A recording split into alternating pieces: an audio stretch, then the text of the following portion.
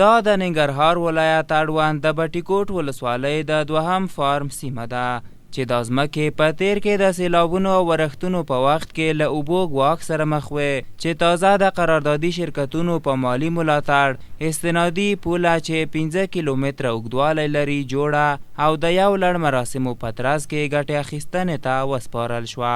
د شرکتونو مسؤلین وایي چې په یاده استنادي پوله 12 میلیونه لګښت راغلی او زیاتوي چې د دې پولې د جوړونې چارې 3 میاشتې وړاندې پیل کړې وې چې سلګونو کسانو ته پکې د کار زمینه برابره شوې وه. تقریبا شاوخوا 3 میاشتې مخکې د دې خوړ استنادي دیوال چارې شروع کړې وې. د استنادي دیوال تقریبا شاوخوا 3000 جریبه ځمکه چې اکثره دولتي ده او څه ناڅه د حالي خلکو ځمکه ده دا د خوړ خطر نه بچ کړه. شل درس کاله دغه پوله تخریب شوي او سیلابو وړي نو ډېر ستونزو سره مخ وو. د ځمکه ټوله جار وه بیا موږ د خپله پوله دغه صنعتي پوله په شخصي لګښت جوړه کړله.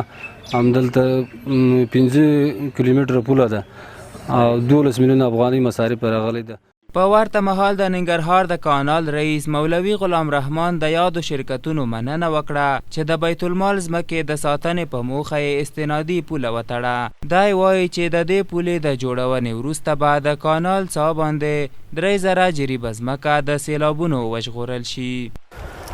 دا د پارمیدو د غره غاړې په نامه باندې یادېږي. تصرف په وجه باندې د کانال په حریم باندې سیلاب راړولی چې نتیجه کې تقریبا د 1500 نه تر 1400 جریبو پورې ځمکه د کانال مربوط تخریب شوې وه او په همدومره انداز باندې د اهالیو تخریب شوې وه.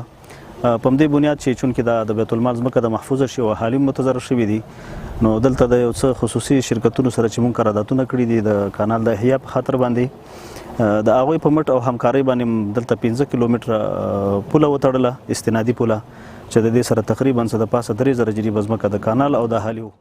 دا په داسې حال کې ده چې تیر کال د سیلابونو د راوتلو له امله د کانال زیاتې برخې تخریب شوې وې چې کروندګرو ته میلیونونه افغانۍ زیان رسولی وو.